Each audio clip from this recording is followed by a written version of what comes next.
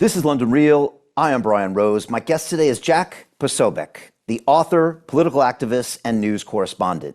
You are the host of Human Events Daily, a news show taking a factual and unfiltered look at how current events are impacting America. Previously, you served as an intelligence officer in the United States Navy with deployments on Guantanamo Bay and East Asia. You're the author of 5 books with a range of topics from the 2016 presidential election to political information warfare to the rise of Antifa. This year, you published 2 books, Unhumans, The Secret History of Communist Revolutions and How to Crush Them, and Bulletproof, How a Shot Meant for Donald Trump Took Out Joe Biden, which offers a detailed investigation into the attempted assassination. Ultimately, you believe that November's election could be our last chance to save Western civilization. Jack, welcome to London Real. Well, Brian, thank you so much. I really appreciate the intro. And wow, I whoever that guy was in the bio, I hope I can live up to his expectations. That's a high bar. He's an impressive guy, so we'll jump into it. Look, Jack, you've said, quote, "We have an election in 8 weeks that could determine the trajectory of Western civilization.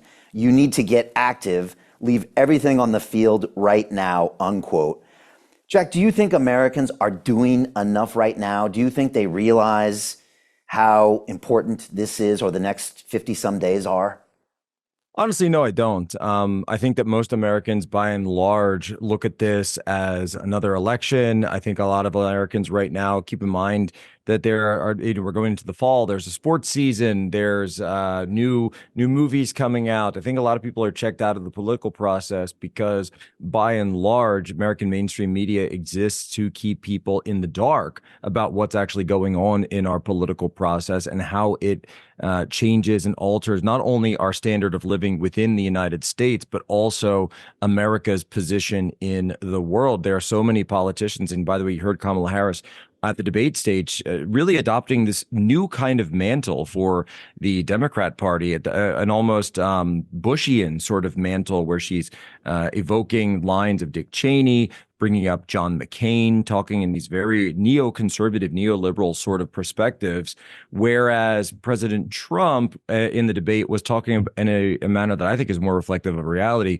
talking about how America's station in the world has irrevocably changed with the rise of the BRICS nations becoming this new block of states operating in a system which is in parallel to the G7 nations and really coming at this crux point of determining what will America's role be in the future and what is America's role currently. Should America attempt to force global hegemony on the rest of the planet, or will America adopt a role of diplomacy? And by the way, I think we know which of the candidates is going for diplomacy and which of those would demand that level of hegemony, not just in terms of economic deals or sanctions, but also at the point of a bayonet.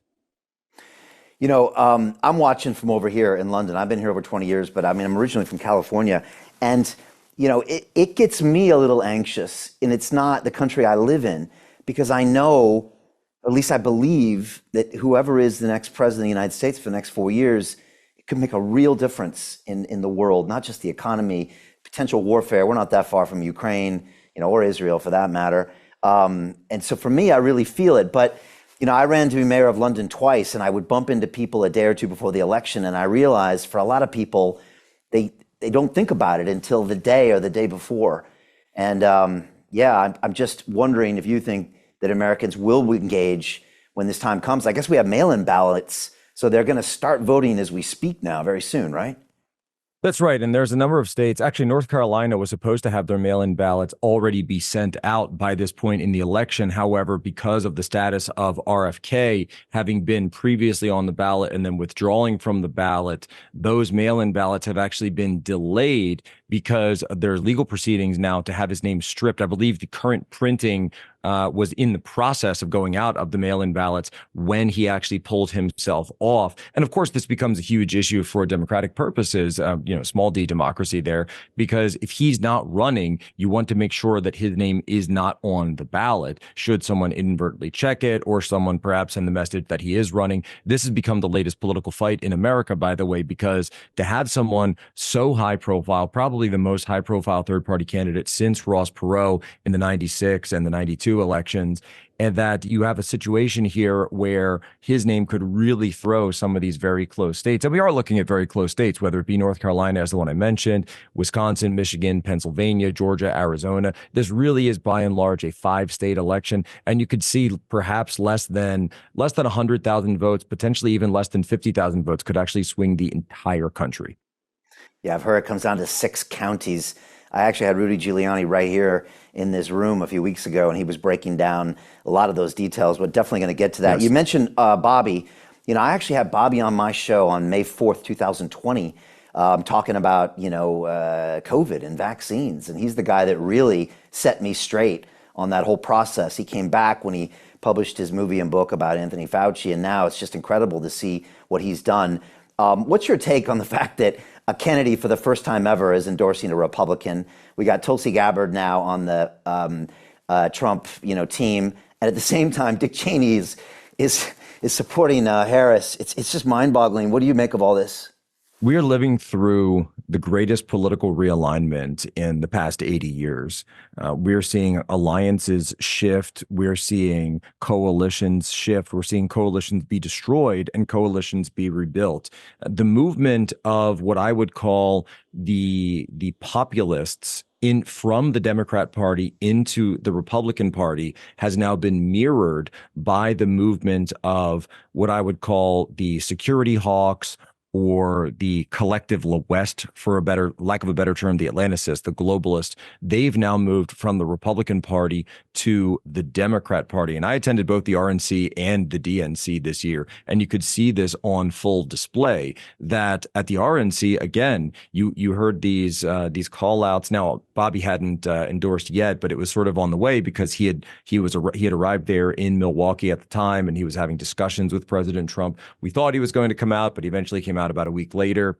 And then when you went to the DNC, you saw speeches from former CIA directors, former military officials. Dick Cheney comes on board afterwards, Liz Cheney. And again, it's this huge realignment whereby one side wants to push this idea of Western global hegemony, push really through the DC-London axis. And then the other side is pushing for what, for lack of a better term, is America First. And America First doesn't mean conservative, liberal, Democrat, Republican. And so this is what's switching everything around. And America First, by the way, also means putting the citizens of your nation first when it comes to policy. And so when looking at one of these strategic alliances, whether it be NATO, whether it be the conduct of the G7 nations, whether it be EU, whether the relations between the EU and the United States, all of this then comes into question. Certainly the Global Compact on Migration is something that's become a major flashpoint in the United States, and our refugee resettlement programs became a major flashpoint in the debate, and certainly as a firestorm has ensued after this, because again, that's something where Republicans and Democrats of one wing are in alignment and Republicans and Democrats in another wing are in another alignment. What you really have is MAGA. MAGA, America First, has become a third party in American politics. It just so happens to be encapsulated within the Republican Party, yet I believe that it's broken out into the mainstream, and that's why you're seeing now Democrats like Bobby Kennedy, Tulsi Gabbard, independents like Elon Musk and David Sachs now coming on board with Donald Trump and with America First. J.D. Vance, also someone who was not a Trump supporter early on, now on board because they understand that this represents a totally new way forward of looking at policy as regards to America's standing and then America's relationship between itself and its citizens. Hey, I know investing in crypto is scary. It takes a real leap of faith because there are so many scams, rug pulls, and bad actors out there. It's a dangerous business, which is why 95% of people lose all their money. Well, that's why I created the London Real Investment Club, so you can access the hottest deals on the planet and use the crypto bull market to create the generational wealth that you deserve. Join my team of over 100 people from around the world that are making millions of dollars behind the scenes investing in blockchain, AI, Web3 games, DeFi, Bitcoin, and more. Don't miss out. Click the link below to book a call with one of my team now. But hurry, this bull market will end soon. I know investing in crypto can be scary. That's why you gotta join the investment club. Pull the trigger. Let's do this.